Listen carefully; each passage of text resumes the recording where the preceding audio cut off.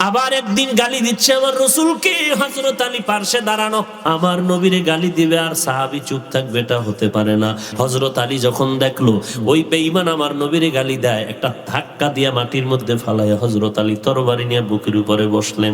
ইহুদি বেঈমান আলী রাদিয়াল্লাহু আনহুর চেহারার উপরে থুতু নিক্ষেপ করলো। হযরত আলী তরবারিটা ফালাইয়া উঠে গেল। ইহুদি কয়, রে আলী, তোমার চেহারায় থুতু নিক্ষেপ করলাম, রাগ তো আরো বাড়বে, তুমি আমারে বেশি করে মারবা, কিন্তু ছেড়ে দিলা কেন? হযরত আলী বলেন, রে ইহুদি বেঈমান, আমার রসুলকে গালি দিয়েছো, সেজন্য আমি তোমাকে হত্যা করবো, এটা ছিল আমার ঈমানের তাগিদে, এটা আমার সওয়াব। কিন্তু যখন তুমি আমার চেহারায় থুতু নিক্ষেপ করেছো, তখন আমার ব্যক্তিগত রাগ বেড়ে গেছে। এখন যদি এই মুহূর্তে তোমাকে হত্যা করি, নবীর মোহাব্বতে হবে না, আমার রাগের জাল মিটানোর জন্য হয়ে যাবে, এটা হারাম। কাউকে মনের জাল মিটায় কিছু বলা করা হারাম। ইউসলিহ লাকুম আ'মালাকুম ওয়া ইয়াগফির লাকুম যুনুবাকুম ওয়া মান ইউতি'ইল্লাহা ওয়া রাসূলাহু ফাকাদ ফাযা ফাওজান আযীমা। আল্লাহ বলেন, যারা মুমিন, কোন বেঈমানকে বলেন নাই, যারা মুমিন আল্লাহ মানো, নবী মানো, তোমরা আল্লাহকে ভয় করো, তাকওয়া অর্জন করে নাও, আর জবানটাকে কন্ট্রোল করো। দুইটা আদেশ যদি মানতে পারো, দুইটা পুরস্কার তোমাদের দেয়া হবে। এক নাম্বার, তোমাদের ত্রুটি যুক্ত আমলগুলো ত্রুটি মুক্ত করে দেয়া হবে। দ্বিতীয়ত, তোমাদের জিন্দেগির সব গুনাহগুলো মাফ করে দেয়া হবে। দুইটা আদেশ মানো। এক নাম্বার, আল্লাহকে ভয় করো, তাকওয়া অর্জন করো। দ্বিতীয়ত, বান্দা তুমি তোমার জবানটাকে হেফাজত করো। এই দুইটা জিনিস যদি মানতে পারো, আল্লাহ পাক দুইটা পুরস্কার তোমাকে ঘোষণা দিয়েছেন। তোমার আমল পরিশুদ্ধ হবে। দুই নাম্বার, তোমার জিন্দেগির গুনাহ আল্লাহ মাফ করে দিবেন। আর যার গুনাহ মাফ, ওই বান্দা বিনা হিসাবে জান্নাতি। এখন আপনি আল্লাহর ভয়, তাকওয়া আর জবানের হেফাজত কেমনে করবেন? এক নাম্বার মূলনীতি, আল্লাহ আয়াতের শেষের দিকে বলেন, ওমাই ইউতিইল্লাহা ওয়া রাসূলাহু, আল্লাহ এবং রসুলের ইতাআত করো, অনুসরণ করো, অনুকরণ করো। আল্লাহর অনুসরণ করো, নবীর অনুসরণ করো। কারো অনুসরণ করতে হলে তাকে দেখতে হয় সে কেমনে চলে, কেমনে হাঁটে, কেমনে খায়, কেমনে ঘুমায়, কেমন করে চলাফেরা করে, পোশাকটা কেমন পরে, টুপি কেমন, দাড়ি কেমন। ও আল্লাহ, আপনারে তো দেখবো দূরের কথা, দেখার তো কোনো রাস্তাই নেই, কারণ আপনার কোনো বডি নাই, কোনো ছায়া নাই। ও আল্লাহ, আপনার কোনো আকার নাই, আকৃতি নাই, লাহান নাই, কোনো আওয়াজ নাই। হিচে কসদর মুলকে উ আম্বাজো নেই, কৌলে উরা লাহনে নেই, আওয়াজ নেই। হিচে কসদর মুলকে উ আম্বাজো নেই, কৌলে উরা লাহনে নেই, আওয়াজ নেই। আল্লাহর কোনো লাহান নাই, কোনো আওয়াজ নাই। আল্লাহকে দেখার কোনো রাস্তা নাই। তো আল্লাহ তোমার অনুসরণ কেমন করে করব? কেমনে তুমি হাঁটো, কেমনে তুমি চলো, কেমনে তুমি খাও? আল্লাহ বলেন, আমার হাঁটা নাই, চলা নাই, খানা নাই, ঘুম নাই। লা তাখুযুহু সিনাতুন ওয়ালা নাওম। আমি আল্লাহর কোনো নিদ্রাও নাই, তন্দ্রাও নাই, ঘুম নাই। আমি আল্লাহ চিরঞ্জীব, চিরস্থায়ী, লয় নাই, ক্ষয় নাই। তো আল্লাহ গো, আপনার অনুসরণ কেমন করে করব? আল্লাহ বলেন, ও দুনিয়ার মানুষ, আমি আমার কলিজার একজন বন্ধু বানায় দিছি। ওই বন্ধুটা আমার এমন আপন, সব আমার রসুল, আমার নবী। আমি আল্লাহ সিলেকশন করে আদমের নবী বানাইলাম, ঈসার নবী বানাইলাম, মুসাকে নবী বানাইলাম, ইব্রাহিম রে রসুল বানাইলাম। আমার মুহাম্মাদেরও আমি আল্লাহ সিলেকশন করে নবী রসুল বানায় দিলাম। তবে ব্যবধানটা কি? সব নবী রসুল আম্বিয়া কেরাম আমি আল্লাহ পাকের আশিক, আর আমি আল্লাহ নিজেই আমার মুহাম্মদের আশিক।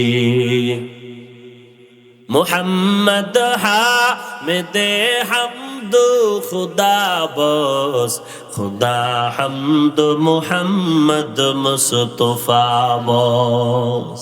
আমি আমার বন্ধু মুহাম্মদের কেমন আশেক, আমি আল্লাহ হলাম একক, আমার কোনো তুলনা নাই। মাখলুকাতের মধ্যে আমার মুহাম্মদের আমি একক বানাইলাম, যার কোনো তুলনা নেই। আমি গোটা জগতের জন্য রব, আমার বন্ধু মুহাম্মদ গোটা জগতের জন্য রহমান। আমি রহমান, আমার বন্ধুটারে এমন ভাবে আমি চয়ন করেছি, এমন মর্যাদা দান করেছি। ও দুনিয়ার মানুষ, দিল থেকে আমারে ভালোবাসবা, মোহাব্বত করবা, তবে অনুকরণ যদি করো, আমি একটা প্রেসক্রিপশন দিয়ে দিলাম আমার বন্ধুর সাথে মিলাইয়া, ইন কুনতুম তুহিব্বুনাল্লাহ ফাত্তাবিউনি ইউহিব্বুকুমুল্লাহ।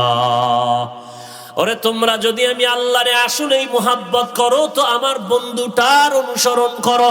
আমার বন্ধু মুহাম্মদের যদি অনুসরণ করো, আমি আল্লাহর মোহাব্বত হবে, আমি আল্লাহ তোমারে ভালোবাসা শুরু করব। আর আমি আল্লাহ যাকে ভালোবাসবো তাকে তুমি জাহান্নামে যেতে দিব না। আমি আল্লাহ কুদরতি জিম্মায় তাকে জান্নাতের মেহমান খানায় পৌঁছায় দিব। অতএব আমার দুইটা আদেশ মানো। এক নাম্বার, আল্লাহর ভয় তাকওয়া অর্জন করো। দ্বিতীয়ত, জবানটাকে হেফাজত করো রে গোলাম। আল্লাহর ভয় অন্তরে ঢুকাও, কারণ আল্লাহ যত বড়, তার রহমত, তার দয়া তত বড়, তার আযাবও তত বড়। এজন্যই তো আল্লাহ পাকের নবীরা পর্যন্ত গুনাহ নাই, এরপরও কান্না করেছেন, মরণ পর্যন্ত কেঁদেছেন। আপনার আমার নবীও উম্মতের জন্য কান্না করে জীবন কাটিয়ে দিয়েছেন। মায়ার নবী সারা রাত নামাজে কাটাইলেন, কান্নার আওয়াজ। আবার নবীজির হাতে গড়া সাহাবায়ে কেরাম, যাদের উপরে আল্লাহ রাজি খুশির সিল লাগায় দিলেন, রাদিয়াল্লাহু আনহুম ওয়া রাদু আন।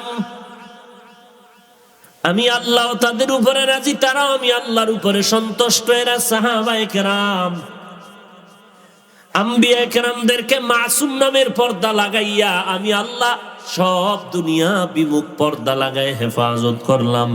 আর আমার নবীর সাহাবায়ে কেরামদেরকে মাহফুজ নামের পর্দা লাগায় হেফাজত করেছি। যদি জীবনে কিছু হইয়াও থাকে, তারা দুনিয়াতে থাকতেই মাফ,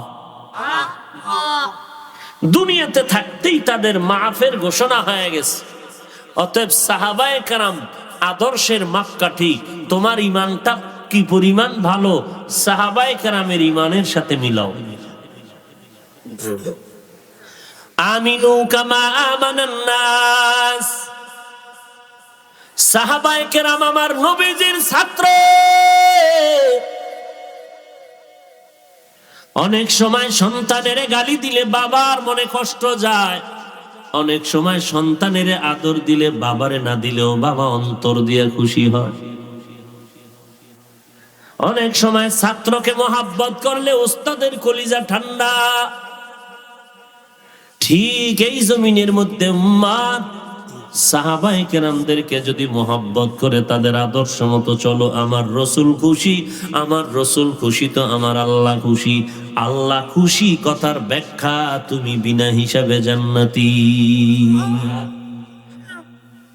তোমার খাইয়া লইয়া কাম নাই, তোমার বউয়ের খবর কি, তোমার মাইয়ার খবর কি, তোমার ছেলের খবর কি, তোমার ভাই বোনের খবর কি, তোমার আব্বা আম্মার খবর কি, তোমার এলাকার খবর কি, তোমার সমাজের খবর কি, তোমার দেশের খবর কি, সব খবর বাদ দিয়া কোন সাহাবী কি অন্যায় করছে এডি নিয়ে ঘুরোখানে মুনাফিক।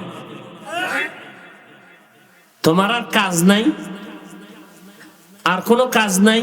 তাবলিগওয়ালারা কি করছে, চরমনাইওয়ালারা কি করছে, দেওবন্দিওয়ালারা কি করলো, তোমার আর কাম নাই খাইয়ে লয়া। তোমার দাড়ি নাই খবর লও, তোমার টুপি নাই খবর লও, তোমার পোশাক নাই খবর লও, তোমার নামাজ নাই খবর লও, তুমি সুদ খাও কেন খবর লও, তুমি ঘুষ খাও কেন খবর লও, তোমার মা নামাজ পড়েনি খবর নাও, তোমার সন্তান নামাজ পড়েনি খবর নাও, তোমার আব্বা আম্মা নামাজ পড়েনি খবর নাও, তোমার সন্তানগুলো রসুলের তরিকায় চলেনি খবর নাও। আকামের দোকানদারি লয়ে বইছো? জাহেল, মূর্খ, নির্লজ্জ, বেহায়া। আদার ব্যাপারী জাহাজের খবর নিস না, কপালে আগুন লাগবে।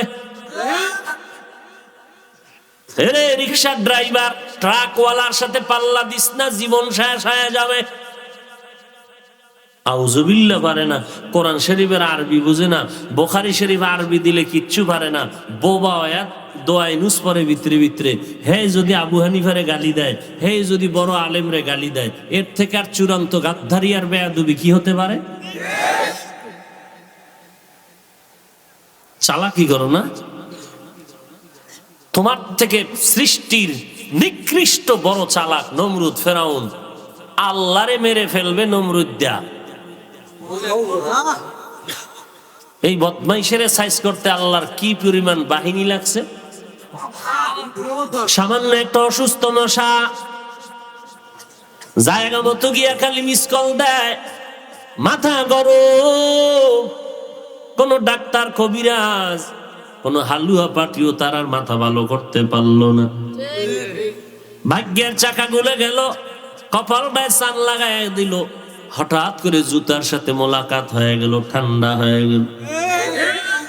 এটা যেমন তেমন কপাল না, জুতার সাথে মোলাকাত করলে মাথা ঠান্ডা, জুতা না লাগলেই মাথা গরম। কেমন চান কপাল! এরে নবীর আশিক উম্মতের দল, অতএব তুমি কিসের বাহাদুরি করো?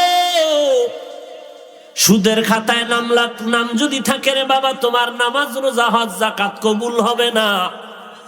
মোনাজাত করলে তোমার মোনাজাত কবুল হবে না। তওবা না করে যদি কবরে যাও, কোরআন শরীফ খুলে দেখো তুমি চিরস্থায়ী জাহান্নামী। আল্লাহ এই আযাব, এই গুনাহের থেকে আমাদেরকে মুক্তি দান করুন। আল্লাহর ভয়, এর নাম তাকওয়া। যিনি আল্লাহকে ভয় করবেন তার নাম মুত্তাকিন। এই তাকওয়া যতদিন পর্যন্ত অন্তরে না আসবে, ততদিন পর্যন্ত উম্মতেরা বয়ান শুনবে, ফজরে নামাজে আসবে না। আর এই তাকওয়া যদি অর্জন করতে চাও, খাঁটি আল্লাহওয়ালা এই জমিনের মধ্যে যারা আছেন, আউলিয়ায়ে কেরাম, এদের কাছে যাও, আহলে হক উলামায়ে কেরামের সোহবতে সময় লাগাও। আর যে বান্দা বলে আমার আলেম লাগে না, পীর লাগে না, মুরব্বি লাগে না, এই বান্দা শিখবে কি আর করবে কি? আল্লাহ যদি বলে তোর মতো বান্দাও আমার লাগে না, নবী যদি বলে তোর মতো উম্মত আমার লাগবে না। কারণ আল্লাহ পাক তো কোরআনেও বলেছেন, বান্দা জান্নেওয়ালাদের থেকে জেনে জেনে আমল করো, না হয় চলতে পারবা না। সাহাবায়ে কেরাম নবীজিকে দেখে দেখে দেখে দেখে আমল করেছেন কি করেননি? এই সত্য কথা বলতে টেনশন করেন কেন? সাহাবায়ে কেরাম এত দামি, বলেন তো সাহাবায়ে কেরামদের থেকে দামি পীর সাহেবের কি নাম? বুঝে বলছেন তো না ঘুমায় আছেন? আবার জিজ্ঞেস করুন, সাহাবায়ে কেরামদের থেকে দামি পীর সাহেবের কি নাম? নাই? সবাই একমত?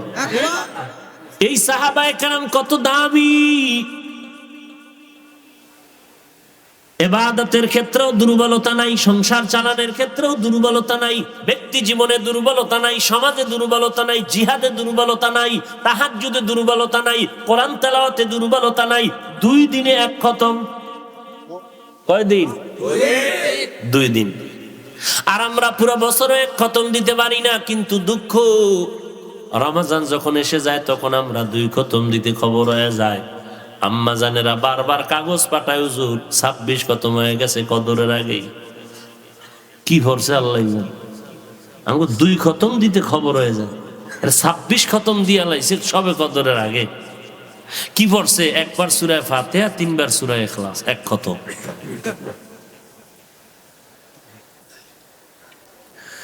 কারণ আমরা যারা সহিভাবে কোরআন পড়তে জানি, আলেম ওলামা হাফেজ কারি সাহেবরা, এদের থেকে কি আপনারা তাড়াতাড়ি পড়তে পারবেন শুদ্ধ করে? যাই হোক, আল্লাহ সবাইকে বুঝার আমল করার তৌফিক দান করেন। তো সাহাবায়ে কেরামরা তাকওয়ার দিকেও ঘাটতি নাই, ইখলাসের বেলায় ঘাটতি নাই, আছে? এত আমলওয়ালা হওয়ার পরেও সারাটা রাত কান্না করে জীবনটা কাটাইতে। আবার 10 জন সাহাবার নামে জান্নাতের সুসংবাদও তারা আসছে, দুনিয়াতে পেয়ে গেছে। কয়জন? আশারায়ে মুবাশশারা 10 জন সাহাবা দুনিয়াতে জান্নাতের গ্যারান্টি কার্ড পেয়েছে।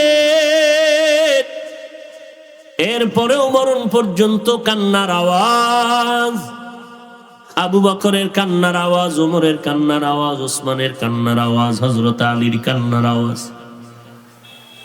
জান্নাতের টিকিট পাইয়াও তারা কেন কাঁদলেন? একমাত্র কারণ হলো তাকওয়া, আল্লাহর ভয়। কবরে একা কি করে থাকবো? সেই তুলনায় আপনার আমার আমল তো ওটা কাগজে উডারি কথা না। কারণ যেই চেহারা লয়ে মসজিদে যায়,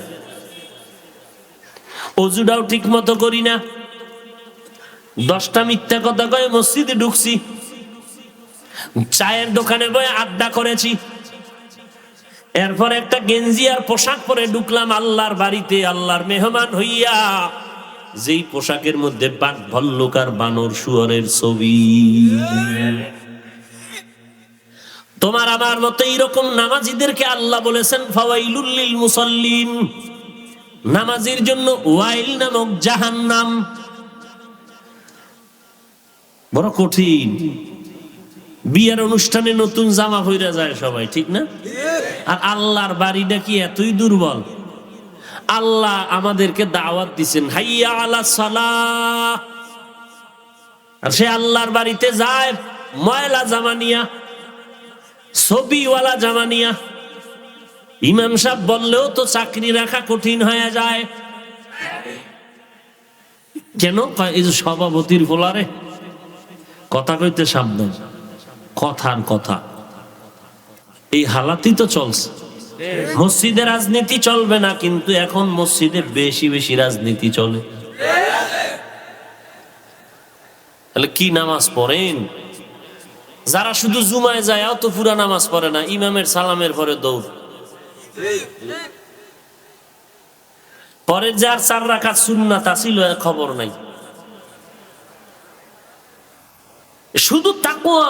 সাহাবায়ে কেরাম এত বেশি আমলওয়ালা, তাকওয়াওয়ালা, এরপরও কান্না করেছেন কবরের আযাবের ভয়ে। তো সাহাবায়ে কেরাম যে এত সুন্দর ইখলাস আর আমল শিখলেন কার থেকে একটু বলেন তো? বলেন, সবাই বলেন। এই মোনাজাত দিয়ে দিব, কি সমস্যা কোনো? এই এলাকায় জীবনে আইসিনি, এইবার আইলাম আর না আইলাম, সমস্যা কি? হ্যাঁ, মেহমানের কদর করবেন, এটা রাসূলের সুন্নাত। মেহমানদের দাওয়াত দিয়ে যদি পিছের দরজা দিয়ে ফালায় যান, এই অভ্যাস বড় খারাপ। আপনারা মেজবান, আমি মেহমান। তো সাহাবায়ে কেরাম এত সুন্দর আমল শিখছেন কার থেকে? স্পষ্ট জিহ্বা নাড়ায় বলবেন, ফেরেশতারা লিখবেন। বলেন, সাহাবায়ে কেরামরা এত সুন্দর আমল শিখছেন কার থেকে? নবীজির থেকে। সবাই একমত? সবাই একমত? এবার আমার আবার প্রশ্ন, সাহাবায়ে কেরাম নবীজির থেকে আমল শিখবেন কেন? তখন কোরআন হাদিস ছিল না। হ্যাঁ ছিল, তাহলে এরপরও নবীর থেকে শিখলেন কেন? কোরআন হাদিস তারা বুঝতেন না। বুঝতেন? কেমন বুঝতেন? আবু হানিফার থেকে কম। জি ভাই? ডাক্তার জাকির নায়েক সাহেব থেকে কম। তুলনাই, কোন তুলনা নাই। কথা ঠিক? এইবার জবাব, সাহাবায়ে কেরাম কোরআন হাদিস বুঝেছেন, পড়েছেন, জেনেছেন, এরপরেও কেন নবীজিকে দেখে দেখে আমল শিখেছেন? কিয়ামত পর্যন্ত আনেওয়ালা উম্মতের শিক্ষা দিলেন, উম্মত কোরআন হাদিস যতই জানো, আমলের ক্ষেত্রে আদর্শ শিখতে হলে নবীর ওয়ারিস ওয়ারাসাতুল আম্বিয়া উলামায়ে কেরাম থেকে শিখতে হবে। নিজে নিজে পণ্ডিত হইও না, সাবধান। নিজে নিজে যতই জানো, আর একজন বড়র পেছনে না গেলে বড় হতে পারবা না। নিজেকে যদি বড় বানাতে চাও, বড়দের কদমে নিজেকে বিলীন করে দাও। এরপরে সাহাবায়ে কেরামদের পরে আসছেন তাবিন। তাবিনরাও তো কোরআন হাদিস জানলেন, পড়লেন, এরপরও সাহাবায়ে কেরামদের দেখে দেখে আমল শিখছেন। দেখেন নাই? এইভাবে ধারাবাহিক আমাদের কাছে আছে। অতএব কোরআন হাদিস থাকলেই কাউকে মানা লাগবে না, এই কথাটা সম্পূর্ণ ইসলাম কোরআন হাদিস বিরোধী কথা।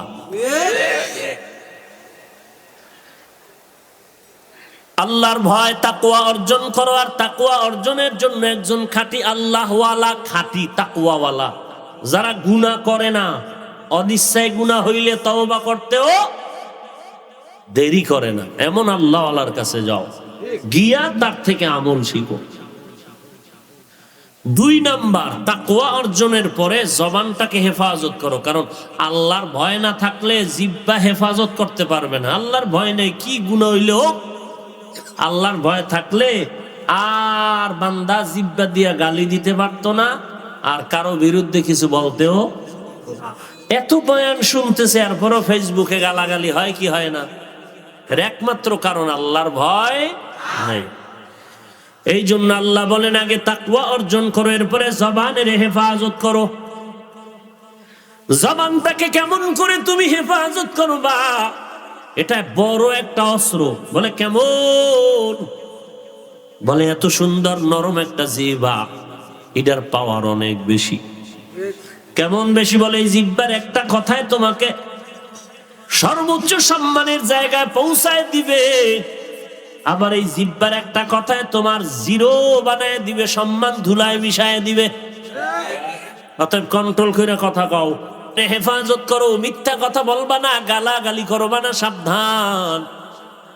আমার রসুলের জবানে জীবনে কোনো একটা গালি আসে নাই, বরং নবীকে যারা গালি দিয়েছে নবী চুপচাপ গালি শুনতেন, জবাব দিতেন না। আর জবাব না দিয়া চুপ থাকাটাই বেঈমানের হেদায়েতের কারণ হয়ে যেত। আমার নবীরে গালি দিচ্ছে, অনেক গালি, অনেক গালি। পার্শ্বে দাঁড়িয়ে আছেন আবু বকর, এক পার্শ্বে দাঁড়িয়ে আছেন ওমর। আবার একদিন গালি দিচ্ছে আমার রসুলকে, হযরত আলী পার্শ্বে দাঁড়ানো। আমার নবীরে গালি দিবে আর সাহাবী চুপ থাকবে, এটা হতে পারে না। আমার নবীরে গালি দিলে তওবার কোনো লাইন নাই, জাগা তারে হত্যা করো, এটা রসুলের আইন। হযরত আলী যখন দেখলো ওই বেঈমান আমার নবীরে গালি দেয়, একটা ধাক্কা দিয়া মাটির মধ্যে ফালাইয়া হযরত আলী তরবারি নিয়ে বুকের উপরে বসলেন। ইহুদি বেঈমান আলী রাদিয়াল্লাহু আনহুর চেহারার উপরে থুতু নিক্ষেপ করলো। হযরত আলী তরবারিটা ফালাইয়া উঠে গেল। ইহুদি কয়, রে আলী, তোমার চেহারায় থুতু নিক্ষেপ করলাম, রাগ তো আরো বাড়বে, তুমি আমারে বেশি করে মারবা, কিন্তু ছেড়ে দিলা কেন? হযরত আলী বলেন, রে ইহুদি বেঈমান, আমার রসুলকে গালি দিয়েছো, সেজন্য আমি তোমাকে হত্যা করবো, এটা ছিল আমার ঈমানের তাগিদে, এটা আমার সওয়াব। কিন্তু যখন তুমি আমার চেহারায় থুতু নিক্ষেপ করেছো, তখন আমার ব্যক্তিগত রাগ বেড়ে গেছে। এখন যদি এই মুহূর্তে তোমাকে হত্যা করি, নবীর মুহাব্বতে হবে না, আমার রাগের জাল মিটানোর জন্য হয়ে যাবে, এটা হারাম। কাউকে মনের জাল মিটায় কিছু বলা করা হারাম। মনের জাল মিটানো ইসলামে জায়েজ নাই। যা করবা আল্লাহর মুহাব্বতে করবা। কাউকে আমি বন্ধু বানাবো আল্লাহর মুহাব্বতে, কাউকে দুশমন ভেবে দূরে রাখবো, তাও আল্লাহর মুহাব্বতে। হুব্বু ফিল্লাহ ওয়াল বুগযু ফিল্লাহ। তো 1 নম্বরে গালি দেওয়া যাবে না, মিথ্যা কথা বলা যাবে না। 3 নম্বর, এই জবান দ্বারা কারো গীবত শিকায়াত করা যাবে। ওয়াইলুল লিকুল্লি হুমাযাতিল লুমাযাহ, আসেনি? এই যুবক, বাহাদুরি তো কম করলি না, যৌবনের মাস্তানি তো কম করলি না রে বাবা। আমিও তো তোর মতো একটা যুবক সন্তান। আমি শার্ট প্যান্ট টাই লাগায়া দাড়িটা কামাইয়া যদি হারমোনিয়াম বাজাইতাম, গান বাজাইতাম, কে আমার গান না শুনতো? আমি যদি পিস্তল নিয়ে সন্ত্রাসী কর্মকাণ্ডে লিপ্ত হতাম, আমারে বড় বড় সন্ত্রাসীরা নিজেরা তারে আমাকে কত আদর করে ব্যবহার করত। কিন্তু বাবা, এই টুপির কারণে কত মানুষ গালি দেয়, জামার কারণে গালি দেয়, মাদ্রাসায় পড়ার কারণে গালি দেয়, দাড়ির কারণে কত মানুষ বাঁকা নজরে তাকায়, কত বাজে কথা বলে। এরপরও টুপি ফালাই না, দাড়ি ফালাই না, নামাজ বাদ দেই না, বেপরদায় চলি না রে বাবা। একটু চিন্তা কর, তোর পায়ে ধরিয়া বলার পরেও তুই নামাজ পড়তে চাও না। আর আমারে যদি ছুরি দেখায়, গলায় হত্যার অভিযোগ দেয়, আমাকে যদি মারের ভয় দেখায়, আবার কোনো টাকার লোভ দেখায়, গলায় ছুরি আসবে, নামাজ ছাড়বো না রে বাবা। তুমিও মুসলমান, আমিও মুসলমান, তুমিও নবীর উম্মত, আমিও নবীর উম্মত, তুমিও আল্লাহ মানো, নবী মানো, আমিও সে আল্লাহ মানি, নবী মানি। তোমার কাবা আমার কাবা এক, তোমার কোরআন আমার কোরআন এক, তোমার আল্লাহ আমার আল্লাহ এক, তোমার নবী আমার নবী এক, তোমার আশা আমার আশাটাও এক, তোমার বিদায়টা আমার বিদায় হবে এক, তোমার জানাজা আমার জানাজাও হবে এক, তোমার কবর আর আমার কবরের সাইজও হবে এক, তোমার কাফন আমার কাফনও হবে এক, তোমার কাফন তিন আমার কাফন তিন, সব হবে এক, কাফনের কালার হবে এক, কবরে গেলে প্রশ্নটাও হবে এক। বলো, তোমার পায়ে ধরার পরেও কেন তুমি নামাজ পড়তে চাও না, আর আমি নামাজ ছাড়তে চাই না? এর বিবদানটা কি? মাঝখানে কি আছে? কিছুই নাই, একমাত্র তাকওয়া, আযাবের ভয়। এরে যুবক, একটু ডানে বামে তাকায় দেখ। তোর মতো যুবক সন্তান মাদ্রাসার ছাত্র না, তোমার মতো যুবক স্কুল কলেজে পড়ে এক বেলার নামাজও বাদ দেয় না। বলো, আছে না নাই? তুমি বালিশে মাথা লাগায় নিজের প্রশ্ন করিও, তুমি কেন পারো না? তোমার মতো যুবক র‍্যাব, আর্মি, পুলিশ, বিডিআর এর চাকরি করে, doctor, doctor, professor, engineer, OC, DCS, PIG, অভাব নাই, 5 ওয়াক্ত নামাজ পড়ে, তুমি কেন পারো না? তোমার বিবেকের জিজ্ঞেস করে রাত্রে বেলা ঘুমাইও। ও বান্দা, তোমার মতো যুবক কৃষি কাজ করে, শ্রমিকের কাজ করে, ড্রাইভারি করে, নামাজ বাদ দেয় না, তুমি কেন পারবা না রে বাবা? ও আল্লাহর বান্দা, তুমি কেন নামাজটা পড়তে পারো না? একটু নিজের প্রশ্ন করো। কারণ ঘুমের মধ্যেও তো অনেকের মরণ হয়। তুমি যদি ঘুমাইতে যাও, যদি আজরাইল আল্লাহ পাঠায় দেয়, তোমার মরণ হয়ে যাবে, মাও কান্না করে রাখতে পারবে না। দেখবা তোমার মা কাঁদতেছে, আমার সন্তান নাই। একদল কান্না করে যাবে কবর খনন করার জন্য, কেউ বাঁশ কাটার জন্য, কেউ কাফন কেনার জন্য, কেউ গরম পানি করার জন্য। তোমার চিরবিদায়ের গোসল দিবে, জানাজা পড়াইয়া বাঁশবাগানে কবরস্থানে যখন তোমাকে নেওয়া হবে, এমন একটা জায়গায় কবর দিবে, যেই জায়গায় দিনের বেলাও যাইতে বড় ভয় লাগে। এরে আল্লাহর বান্দা, একটু বালিশে মাথা লাগায় চিন্তা করিও, ওই কবরে একা কেমন করে থাকবা? সাহাবায়ে কেরাম এত আমল করার পরেও যদি কান্না করে, তোমার আমার কি পরিমাণ কান্না করা দরকার? ওরে আল্লাহর বান্দা, পাও দুইটা যদি আগায় দিতি, আমি পায়ে হাত রেখে বলতাম, আর আল্লাহরে, আল্লাহর আদর্শ, আল্লাহর বিধানকে লঙ্ঘন করে নবীর আদর্শকে জবাই করিয়া আর চলিস না রে বাবা। আজকে টুপি মাথায় দিলাম, তুমি আজকে বলো, টুপি মাথায় দিলে গরম হয়, তোমার বুঝ আছে, এই বুঝটা কি আমার নাই রে বাবা? তুমি বুঝো গরম হয়, আমি কি বুঝি না? ওরে লম্বা জামা পরলে শরীরটা আটকায় যায়, তুমি বুঝছো, আমি বুঝি না। ব্যাপারটা এমন না, একমাত্র জাহান্নামের ভয়ে আল্লাহর মহব্বতে চলতেছি। দুনিয়াটা কিছুই না রে বাবা। তারপরেও তো আলহামদুলিল্লাহ, আমরা নবীর তরিকায় চলার কারণে আমাদের খানা বন্ধ হয় নাই, আমাদের ঘুম বন্ধ হয় নাই, আমাদের বাজার ব্যবসা চাকরি বন্ধ হয় নাই, আমাদের বিয়ে শাদী সন্তানাদি বন্ধ হয় নাই, আমাদের স্বাধীনতা নষ্ট হয় নাই। তোমাকে শয়তানে ধোকায় ফালায় রাখছে রে বাবা। মনটারে একবার জিজ্ঞাসা করি, ওরে মন, আমার মতো যুবক যদি স্কুল কলেজে পড়িও নামাজ পড়ে, আমি কেন পারবো না? আমার মতো যুবক যদি চাকরি করে, ব্যবসা করে, নামাজ পড়ে, আমি কেন পারবো না? না, আমাকে শয়তানে ধোকা দিয়ে রেখেছে।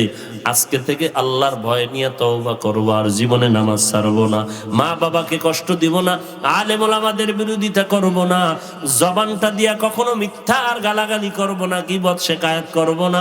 এই জবান দ্বারা কোরআন পড়ব, জিকির করব, নবীর দরুদ ও সালাম পড়ব। আর জীবনে আর কোনোদিন গুনাহের কাছেও যাব না, আর কোনোদিন নবীর তরিকার বাহিরে চলবো না, দেশের বিরুদ্ধে জাতির বিরুদ্ধে ষড়যন্ত্র করব না। তওবা যদি করার নিয়ত থাকে রে বাবা, সবার কপালে তওবা নসিব হবে না, সবাই জান্নাতের মেহমানও হতে পারবে না। আল্লাহ পাক যাকে কবুল করবেন সেই তওবা করার সুযোগ পাবে। অতএব আল্লাহর কাছে তওবা করেন সবাই। ও আল্লাহ, আমার মতো গুনাহগার এই জমিনের মধ্যে আর একজনও নাই। আমার গুনার খবর আমার মা বাবা ভাই বোন জানলে তো আমাকে তাড়ায় দিত, ঘৃণা করত। আয় আল্লাহ, আপনি জানার পরেও তো রাগ করে পানি বন্ধ করেন নাই, বাতাস বন্ধ করেন নাই। আয় আল্লাহ, আপনার নিয়ামত সব আমাকে দিয়া রেখেছেন। আমি আজ আপনার কাছে লজ্জিত হইয়া তওবা করতেছি, আর কখনো গুনাহ করব না, নামাজ ছাড়বো না, মা বাবার সাথে বেয়াদবি করব না। আয় আল্লাহ, আমাদের তওবা করার তৌফিক দান করেন, আমাদের তওবার উপরে মজবুত হয়ে চলার তৌফিক দান করেন। আমিন।